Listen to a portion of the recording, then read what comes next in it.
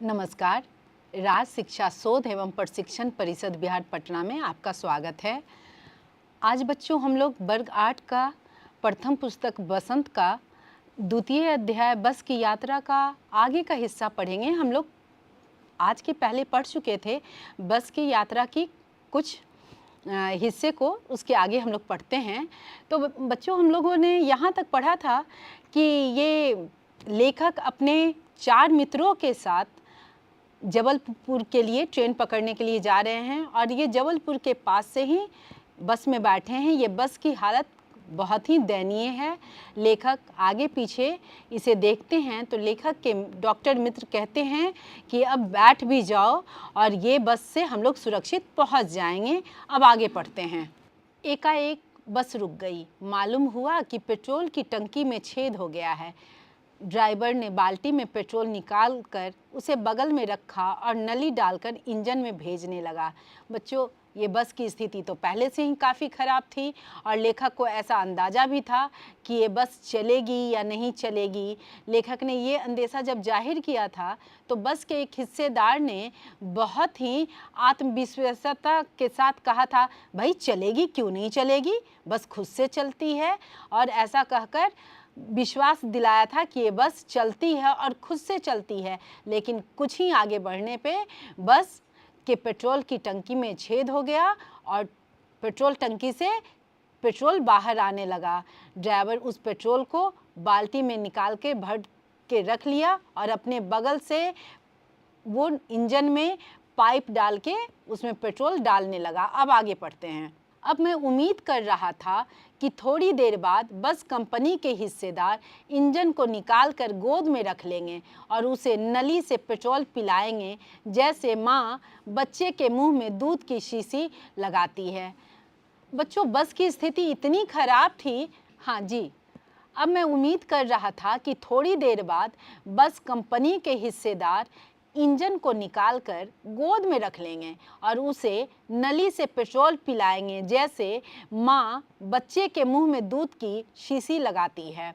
बच्चों, बस की स्थिति तो पहले से ही खराब थी। लेखक ने अंदाज़ा लगाया था कि बस किस हाल में है और कैसा इसका हालत है, लेकिन फिर भी बस के हिस्सेदार के कहने पे बस में बैठ गए।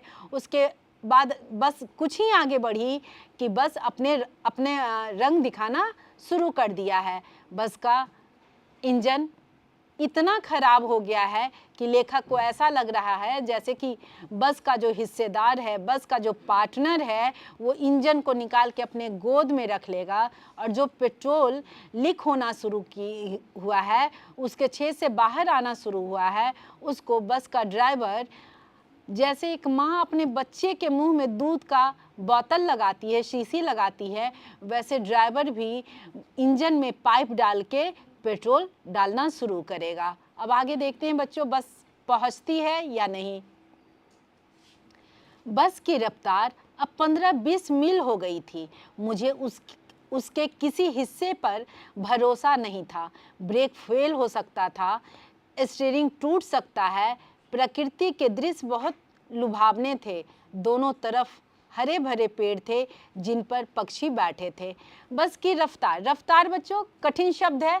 रफ्तार गति, रफ्तार गति को कहते हैं। आपके चलने की गति, आपके दौड़ने की गति, इसे रफ्तार कहते हैं। तो बस जो 15-20 मील से थोड़ा ज़्यादा पे था, वो पहुंच गया 15-20 मील के हिसाब से। और सर इसे फिर से पढ़ेंगे। बस की रफ्तार अब 15-20 मील हो गई थी। मुझे उसके किसी हिस्से पर भरोसा नहीं था। ब्रेक फेल हो सकता है, स्टीयरिंग टूट सकता है। प्रकृति के दृश्य बहुत लुभावने थे। दोनों तरफ हरे भरे पेड़ थे जिन पर पक्षी बैठे थे। बस की रफ्तार, बस इतना खराब था कि धीरे धीरे उसकी रफ्तार कम होते जा रही थी और बस की रफ्तार अब 15-20 मील हो गई थी। लेखक को बस के किसी भी पार्ट पुर्जा पे, किसी भी हिस्से पे भरोसा नहीं था कि कब क्या हो सकता है। लेखक ये सोचने में लगे थे कि पता नहीं अब क्या हो जाए, अब क्या हो जाए। लेखक ये सोच में पड़े थे कि कहीं ब्रेक ना फेल हो जाए या कहीं स्टीयरिंग टूट के ड्राइवर के हाथ में ना आ जाए। बस तो बहुत बुरे हालत में थी, लेकिन वहाँ का प्राकृतिक दृश्य बहुत ही लुभावना था, बहुत ही सुंदर था। दोनों तरफ हरे भरे पेड़ थे जिन पर पक्षी बैठे थे। आगे पढ़ते हैं बच्चों। मैं हर पेड़ को अपना दुश्मन समझ रहा था। जो भी पेड़ आता डर लगता कि इससे बस टकराएगी। वह निकल जाता तो दूसरे पेड़ का इंतज़ार करता। झील दिखती तो सोचता कि इसमें बस गोता लगा जाएगी। लेखक इतने डरे हुए इस बस में बैठे थे कि कहा नहीं जा सकता। लेखक हर पेड़ को अपना दुश्मन समझ रहे थे, जबकि पेड़ दुश्मन है नहीं। लेखक पेड़ को दुश्मन क्यों समझ रहे थे बच्चों? बस की स्थिति इतना डावाडोल थी कि बस कभी भी किसी भी पेड़ से टकरा सकती थी।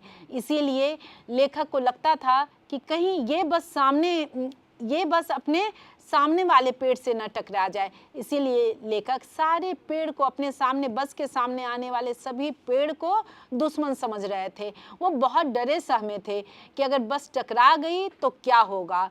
और आसपास जब भी छोटा बड़ा झील आता तो लेखक ये सोच में पड़ जाते कि कहीं ऐसा ना हो कि बस इस झील में छलांग लगा दे, किसी खराबी के कारण बस झील में ना गिर जाए। आगे देखते हैं। एक फिर बस रुकी। ड्राइवर ने तरह तरह की तरकीबें की पर वह चली नहीं। सविनय अवज्ञा आंदोलन शुरू हो गया था। कंपनी के हिस्सेदार कह रहे थे, बस तो फर्स्ट क्लास है जी, यह तो इत्तेफाक की बात है। बच्चों, इस अनुच्छेद को समझने के पहले इसमें आए हुए 2-3 शब्दों को पहले हम लोग समझ लेते हैं। सबसे पहले इसमें एक कठिन शब्द आया है, इत्तेफाक। इत्तेफाक का मतलब होता है संयोग। जैसे हम लोग कहते हैं ना कि संयोग से आज मैं आ गया, नहीं तो मैं आज नहीं आता। तो संयोग, इत्तेफाक मतलब संयोग। इत्तेफाक उर्दू शब्द है और इसका हिंदी मतलब अगर बोलें तो संयोग। ठीक है, ये बात समझ में आ गई होगी। इसके पहले वाली पंक्ति में देखें तो लिखा है सविनय अवज्ञा आंदोलन। बच्चों, आप सभी वर्ग 8 में हैं और 8 के इतिहास पुस्तक में सविनय अवज्ञा आंदोलन आपने जरूर पढ़ा होगा।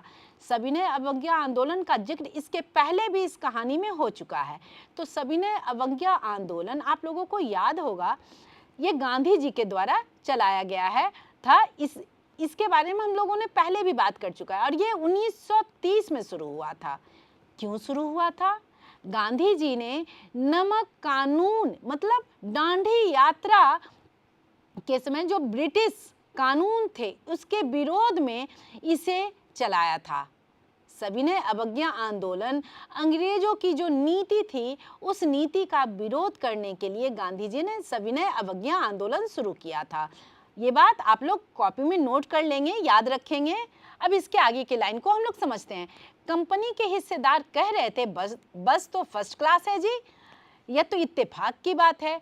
कंपनी का जो हिस्सेदार है, जो दूसरा मालिक है, वो मानने को तैयार नहीं है किसी भी कीमत पे कि उसकी बस खराब है, उसकी बस खटारा है। वो अभी भी इस बात पे अड़ा हुआ है कि उसका बस कैसा, फर्स्ट क्लास है। बच्चों, ये फर्स्ट क्लास में विशेषण है। हम लोग पहले विशेषण पढ़ चुके हैं कि जो संज्ञा और सर्वनाम की विशेषता बतलाता है उसे हम विशेषण कहते हैं। तो यहाँ बस के बारे में बताया जा रहा है। बस कैसी है? एकदम फर्स्ट क्लास है। हिस्सेदार साहब क्या बता रहे हैं कि बस कैसी है? बस फर्स्ट क्लास है, एकदम अच्छी है, बहुत ही अच्छी बस है। साधारण बस नहीं है, ये बहुत अच्छी बात है। ये तो संयोग ऐसा है, ये दुर्भाग्य ऐसा है यात्रियों का कि बस खराब हो गई है। तो आगे पढ़ते हैं बच्चों। छिन चांदनी में वृक्षों की छाया के नीचे वह बस बड़ी दयनीय लग रही थी। लगता जैसे कोई वृद्धा थक कर बैठ गई हो। हमें ग्लानि हो रही थी कि बेचारी पर लद कर हम चले आ रहे हैं। अगर इसका प्राणांत हो गया तो इस ब्यावन में हमें इसकी अंत्येष्टि करनी पड़ेगी। लेखक बहुत सुंदर से बस का और बस की स्थिति का वर्णन कर रहे हैं। बच्चों, ये बात आप लोगों को ध्यान में रखना होगा कि ये जो लेखक हैं हरिशंकर परसाई, ये व्यंग्यात्मक लिखे हैं। ये जो कहानी है, कैसी कहानी है? व्यंग्यात्मक कहानी है। इस कहानी में सिर्फ और सिर्फ व्यंग किया जा रहा है, बस पे ताना कसा जा रहा है कि बस कैसी है। बस का मालिक उसे फर्स्ट क्लास बता रहा है, लेकिन क्या वाकई बस फर्स्ट क्लास की है? नहीं। तो उसको लेखक सीधे शब्दों में ना कह के घुमा फिरा कर कह रहे हैं कि बस कैसी है। तो लेखक कह रहे हैं छिन चांदनी। यहाँ छिन मतलब कमजोर। कमजोर, चांद की जो रोशनी एकदम थोड़ी थोड़ी आ रही है। पेड़ के ओट से होते हुए, पेड़ के पत्तों से गुजरते हुए बस तक जो चांदनी आ रही है वो कैसी चांदनी है? कमजोर चांदनी, हल्की चांदनी। यहाँ कमजोर हल्का दोनों का इस्तेमाल कर सकते हैं। चांदनी कैसी है? हल्की चांदनी है। छिन चांदनी में वृक्षों की छाया के नीचे वह बस बड़ी दयनीय लग रही थी। लगता जैसे कोई वृद्धा थक कर बैठ गई हो। हमें ग्लानि हो रही थी कि बेचारी पर लद कर हम चले आ रहे हैं। अगर इसका प्राणांत हो गया तो इस ब्यावन में हमें इसकी अंत्येष्टि करनी पड़ेगी। बच्चों, इसमें इस अनुच्छेद को समझने के पहले हम लोग इसमें आए हुए कठिन शब्दों को देख लेते हैं। सबसे पहले तो है छीन। छीन का दो अर्थ है, एक कमजोर और हल्का। तो यहाँ हल्का इस्तेमाल करेंगे। चांदनी कैसी आ रही थी बस पे? हल्की चांदनी आ रही थी। हल्की क्यों थी? क्योंकि वो जंगल का रास्ता था। वृक्षों के ओर से, वृक्ष की पत्तियों से टकराते हुए चांद की रोशनी आ रही थी। वो चांदनी हल्की चांदनी आ रही थी। और दूसरा है प्राणांत, यानी किसी का खत्म हो जाना, प्राण का अंत हो जाना। इसे आप अनेक शब्द का एक शब्द भी कह सकते हैं। जैसे प्राण का अंत हो जाना अगर लिखा हो तो इसे हम एक शब्द में लिख सकते हैं, प्राणांत। और ब्यावन, सुनसान। ब्यावन किसे कहेंगे बच्चों?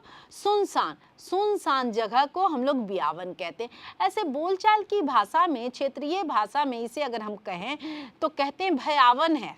आप लोग सुने होंगे ये क्षेत्रीय भाषा में कि ब्यावन को भयावन भी लोग कहते हैं। तो ये भयावन क्षेत्रीय शब्द है, ठीक है। तो अब हम, और एक और शब्द है बच्चों, अंत्येष्टि। अंत्येष्टि शब्द आप सभी सुने होंगे, क्योंकि जब कोई किन्हीं की मृत्यु हो जाती है, कोई मर जाते हैं, तो उनका जो दाह संस्कार होता है उसे हम अंत्येष्टि कहते हैं। तो अब इस अनुच्छेद को हम लोग समझ लेते हैं। छिन चांदनी में वृक्षों की छाया के नीचे वह बस बड़ी दयनीय लग रही थी। ये जो लेखक जिस बस से सफ़र कर रहे थे वो बस की स्थिति बहुत ही खराब थी, और ऊपर से रोशनी भी बहुत हल्की थी। उस हल्की रोशनी में बस की स्थिति बद से बदतर लग रही थी। लेखक को उस पर, बस पे दया भी आ रही थी। लेखक कहते हैं कि ऐसा लग रहा था जैसे कोई वृद्धा, वृद्धा मतलब बुजुर्ग महिला, बुजुर्ग स्त्री, कोई बूढ़ी स्त्री, कोई वृद्धा थक कर बैठ गई हो। बस की स्थिति किससे तुलना कर रहे हैं लेखक? बस की तुलना किसी बूढ़ी महिला से कर रहे हैं, किसी वृद्धा स्त्री से कर रहे हैं। कह रहे हैं कि बस को देख के ऐसा लग रहा था जैसे वो बस नहीं हो, कोई बूढ़ी स्त्री हो, कोई वृद्धा हो जो थक कर बैठ गई हो। हमें ग्लानि हो रही थी कि बेचारी पर लदकर हम चले आ रहे हैं। लेखक कहते हैं कि हमें अपने आप पे शर्म महसूस हो रहा था कि भाई कोई ऐसे इतने बुजुर्ग वृद्धा के साथ ऐसा कैसे बर्ताव कर सकता है, कैसे हम लोग इतने दयनीय स्थिति वाले बस में बैठकर सफ़र कर रहे हैं। लेखक कहते हैं कि अगर इसका प्राणांत हो जाए, अगर ये इस बस का यहीं पे अंत हो जाए, ये बस यहीं अगर चलना बंद हो जाए, तो इस सुनसान जगह पे हमें इस बस का क्रियाक्रम करना होगा, अंत्येष्टि करनी होगी। बच्चों, बस निर्जीव है। बस क्या है? निर्जीव। तो निर्जीव चीज़ों का अंत्येष्टि नहीं हो सकता है, क्रियाक्रम नहीं हो सकता है। लेकिन ये कहानी क्या है? व्यंग्यात्मक है। इसीलिए लेखक व्यंग में कह रहे हैं कि ये बस का कहीं ऐसा ना हो कि यहीं प्राण निकल जाए और हम लोग इसी सुनसान जगह पे इसका क्रियाक्रम करें। अब आगे पढ़ते हैं। हिस्सेदार साहब ने इंजन खोला और कुछ सुधारा। बस आगे चली। उसकी चाल और कम हो गई थी। धीरे धीरे वृद्धा की आंखों की ज्योति जाने लगी। चांदनी में रास्ता टटोल कर वह रेंग रही थी। लेखक कहते हैं कि हिस्सेदार साहब ने इंजन खोला। आपको ध्यान होगा, इसके पहले हम लोग पढ़ें कि बस खराब हो गई है, और बस खराब हो जाने के बाद जो बस के दूसरे मालिक हैं, जो दूसरे हिस्सेदार हैं, वो बस के इंजन को खोलते हैं, उसे देखते हैं, कुछ सुधारते हैं और फिर से इंजन को लगाते हैं और बस अपने गंतव्य के लिए चल पड़ती है। उसकी चाल अभी तक तो 15 से 20 थी, अब उसकी चाल और कम हो गई। उसके बाद ऐसा लग रहा था जैसे धीरे धीरे वृद्धा की आंखों की ज्योति जाने लगी। बस की हेडलाइट भी धीरे धीरे मध्यम होते होते बूझने लगी थी। लेखक कहते हैं कि बस की हेडलाइट भी धीरे धीरे बुझ रही थी। मानो ऐसा लग रहा था जैसे बुजुर्ग महिला की आंखों की ज्योति उम्र के हिसाब से खत्म हो रही है। चांदनी में रास्ता टटोल कर वह रेंग रही थी। बस अब सिर्फ और सिर्फ प्राकृतिक रोशनी के भरोसे, यानी चांद की रोशनी जो छिटक कर, वो भी हल्की रोशनी आ रही है, उसी रोशनी में रास्ते को बस अनुभव से टटोलना, इधर उधर देखना, इधर उधर छू कर देखना, अनुभव करना। तो ड्राइवर भी, बस के जो ड्राइवर है, बस अपने अनुभव के आधार पे बस को धीरे धीरे आगे बढ़ा रहा है। आगे पढ़ते हैं। आगे या पीछे से कोई गाड़ी आती दिखती तो वह एकदम किनारे खड़ी हो जाती और कहती, निकल जाओ बेटी, अपनी तो वह उम्र ही नहीं रही। लेखक फिर इसमें व्यंग कर रहे हैं और व्यंगात्मक पंक्तियां ध्यान से देखेंगे कि कितनी बड़ी बड़ी बात को कितने सहज शब्दों में कह दे रहे हैं।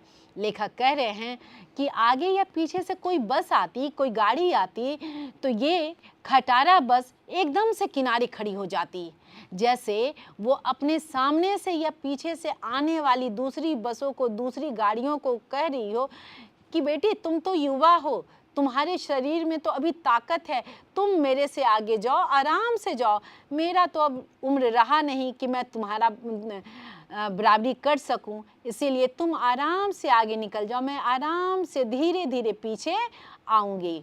अब आगे देखते हैं। एक पुलिया के ऊपर पहुंचे ही थे कि एक टायर फिस करके बैठ गया। वह बहुत जोर से हिलकर थम गई। अगर स्पीड में होती तो उछलकर नाले में गिर जाती। मैंने उस कंपनी के हिस्सेदार की तरफ पहली बार श्रद्धा भाव से देखा। बच्चों, यहाँ पे एक शब्द आया, श्रद्धा भाव। श्रद्धा भाव आदर से, ये कठिन शब्द है, आप लोग इसको देख लें, इसका मतलब होगा आदर से। श्रद्धा भाव आदर से। तो लेखक कहते हैं कि बस जैसे ही एक पुलिया, पुलिया मतलब छोटा पुल, छोटे पुल पे जैसे ही बस चढ़ी कि बस का एक टायर फिस करके बैठ गया, मतलब टायर पंक्चर हो गया और बहुत जोर से हिला। जब चलती हुई गाड़ी में, किसी भी गाड़ी में, चलती हुई किसी भी गाड़ी में अगर टायर पंक्चर होता है तो गाड़ी अगर गति में होगी तो गाड़ी पलट जाती है, या कुछ दूर आगे जाके वो सीधे गिर जाएगी, पलट जाएगी। लेकिन ये बस क्या थी, बहुत धीरे रफ्तार में थी, इसलिए ये गाड़ी बहुत जोर से हिली। ये गाड़ी कौन सी है बच्चों? बस है। बस बड़ी गाड़ी होती है, तो बस बहुत जोर से हिलकर रुक गई। थमना, रुक जाना, रुक गई। अगर इसकी स्पीड तेज होती तो ये उछलकर कहाँ गिर जाती? नाले में। लेकिन ये बस की गति कम होने के कारण सभी यात्री बाल बाल बच गए। मैंने उस कंपनी के हिस्सेदार की तरफ पहली बार श्रद्धा भाव से देखा। लेखक इस बार आदर से नहीं, वो व्यंग्यात्मक दृष्टि में बस के हिस्सेदार को देखते हैं। एक तरह से वो देखकर व्यंग करते हैं, सोचते हैं कि भाई अपने जान को जोखिम में रखकर भी ये इस बस में बैठा है। अब आगे हम लोग देखते हैं। वह टायरों की हालत जानते हैं, फिर भी जान हथेली पर लेकर इसी बस से सफर कर रहे हैं। उत्सर्ग की ऐसी भावना दुर्लभ है। सोचा इस आदमी के साहस और बलिदान भावना का सही उपयोग नहीं हो रहा है।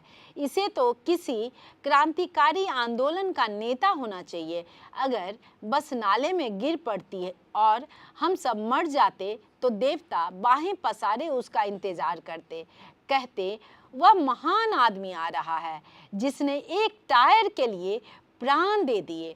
मर गया पर टायर नहीं बदला। बच्चों, इस अनुच्छेद में एक कठिन शब्द है उत्सर्ग। उत्सर्ग का मतलब होता है त्यागना। उत्सर्ग का मतलब होता है त्यागना, छोड़ देना, त्याग देना। और अगर आप लोगों को दुर्लभ भी लग रहा है कठिन शब्द, तो दुर्लभ का मतलब होता है कठिन। आप लोग दुर्लभ का मतलब भी जान ले। दुर्लभ का मतलब होता है कठिन। लेखक कहते हैं वह टायरों की हालत जानते हैं। कौन, किसके बारे में बात हो रही है? वो बस का दूसरा हिस्सेदार, जो बस के दूसरे हिस्सेदार हैं उसके बारे में बात की जा रही है। लेखक कह रहे हैं कि वो जो कंपनी का हिस्सेदार है, बस कंपनी का जो दूसरा हिस्सेदार है, उसे पता था बस की टायर की हालत, कि वो पंक्चर कभी भी हो सकता है, खराब कभी भी हो सकता है, फिर भी वो अपना जान जोखिम में लेकर, जान हथेली पे रखना, ये मुहावरा है, अपने प्राण को संकट में डालना, फिर भी जान हथेली पर रखकर, मतलब अपने प्राण को संकट में रखकर वो इसी बस से सफर कर रहा है।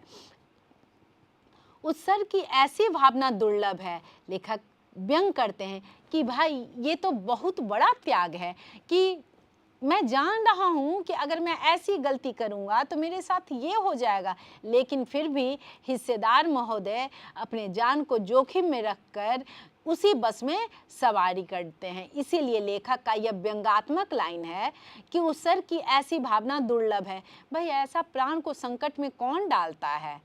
अब इसके आगे हम लोग देखते हैं। सोचा इस आदमी के साहस और बलिदान भावना का सही उपयोग नहीं हो रहा है, इसे तो किसी क्रांतिकारी आंदोलन का नेता होना चाहिए। अगर बस नाले में गिर पड़ती और हम सब मर जाते तो देवता बाहें पसारे उसका इंतजार करते, कहते वह महान आदमी आ रहा है जिसने एक टायर के लिए प्राण दे दिए, मर गया पर टायर नहीं बदला। लेखक कहते हैं कि भाई ऐसा दुर्लभ, ऐसा त्याग, ऐसा बलिदान शायद ही मिलता है। ये तो इस कंपनी के हिस्सेदार का साहस है भाई, कि सबको जानकर भी अपने जान को जोखिम में डाले हुए है।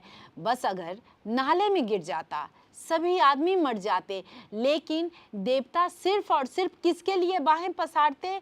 तो ये बस कंपनी के हिस्सेदार के लिए, क्योंकि अगर सभी की मौत होती, बस नाले में भी गिरता, तो ये किसकी गलती थी? बस के हिस्सेदार की, क्योंकि उसे पता था कि इसका टायर पंक्चर है, फिर भी वो टायर नहीं बदलता है और सभी का प्राण ले लेता है। इसीलिए लेखक कहते हैं कि भगवान किसकी, बस के हिस्सेदार के लिए बाहें पसारे उसका इंतजार करते। अब आगे देखते हैं बच्चों।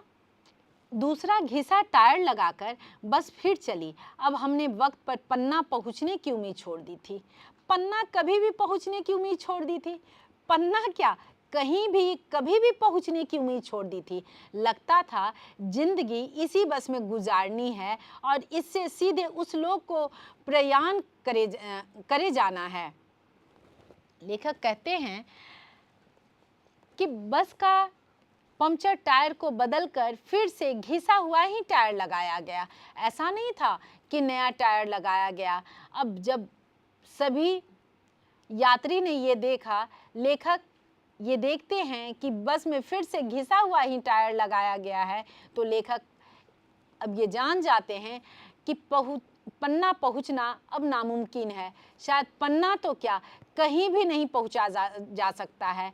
इसीलिए लेखक ये सोच कर निश्चिंत हो जाते हैं कि चलो अब ये बस जहाँ ले जाए, जब ले जाए, जितने बजे ले जाए, उतने बजे ही पहुँचना है। इसीलिए वो सारी उम्मीद छोड़ देते हैं। बस उन्हें लगता है कि इस बस में अब बैठ के सिर्फ और सिर्फ किसी तरह जीवन को गुजारना है और इस लोक से सीधे परलोक प्रयाण कर जाना है, मतलब प्रस्थान कर जाना है। किसके लिए? उस लोक के लिए, मृत्यु लोक के लिए। अब आगे देखते हैं बच्चों। इस पृथ्वी पर उसकी कोई मंजिल नहीं है। हमारी बेताबी, तनाव खत्म हो गए। हम बड़े इत्मीनान से घर की तरह बैठ गए। चिंता जाती रही, हंसी मजाक चालू हो गया। लेखक कहते हैं कि सारी उम्मीद छोड़ चुके हैं कि अब पन्ना तो क्या, कहीं भी पहुंचना इस बस से नामुमकिन है, और कहीं अगर पहुंच जाएं तो ये भी बहुत बड़ी बात होगी। कहीं ऐसा ना हो कि हम लोग इस लोक से, मतलब इस पृथ्वी से मृत्यु लोक पहुंच जाएं। लेखक ये सोचते हैं और कहते हैं कि उनकी बेचैनी, बेताबी, बेचैनी, उनका तनाव, उनको जो तनाव हो रहा था कि मुझे समय से सुबह पहुंचना है, मुझे जबलपुर की बस पकड़नी है, वो सारा तनाव उनका खत्म हो चुका था। बड़े इत्मीनान से, एकदम आराम से वो बस में घर की तरह बैठ गए, जैसे वो अपने घर में बैठे हों, निश्चिंतता के साथ बैठे हों। कोई चिंता नहीं है, कोई किसी तरह का कोई तनाव नहीं है। उस तरह से वो बस में बैठ जाते हैं और फिर से अपने मित्रों के साथ, बस के बाकी यात्रियों के साथ, सह यात्रियों के साथ हंसी मजाक चालू कर देते हैं। तो बच्चों, ये कहानी तो हम लोग पढ़ लिए और आशा है कि आप लोगों को बहुत अच्छे से समझ में आई होगी। अब हम लोग आगे देखते हैं इसके प्रश्न उत्तर। कुछ वस्तुनिष्ठ प्रश्न पहले हम लोग देखते हैं, उसके बाद हम लोग थोड़े कठिन सवाल देखेंगे। बच्चों, वस्तुनिष्ठ प्रश्न है, आप ध्यान से सुनेंगे और जवाब देंगे। बस की यात्रा कहानी साहित्य की कौन सी विधा है? व्यंग्यात्मक विधा है। सही जवाब, बहुत सुंदर। बस की यात्रा कहानी के लेखक कौन है? हरिशंकर परसाई। बहुत सुंदर, बहुत सुंदर। हरिशंकर परसाई को कौन सा पुरस्कार 1982 में दिया गया? तो कौन बच्चा बताएगा? हाँ, वेरी गुड, बहुत सुंदर। हरिशंकर परसाई को 1982 में साहित्य अकादमी पुरस्कार से सम्मानित किया गया। बहुत सुंदर। आगे, बस की यात्रा कहानी में लेखक को कहाँ की ट्रेन पकड़नी थी? जबलपुर की। वाह, बहुत सुंदर। बस में लेखक कहाँ से बैठे थे? जबलपुर के पास से। वाह, बहुत सुंदर। अब आगे देखते हैं हम लोग। सविनय अवज्ञा आंदोलन किसके नेतृत्व में शुरू किया गया? महात्मा गांधी जी के नेतृत्व में। वाह। सविनय अवज्ञा आंदोलन किस उद्देश्य से तथा कब शुरू हुआ था? तो बच्चों, आप बताएंगे।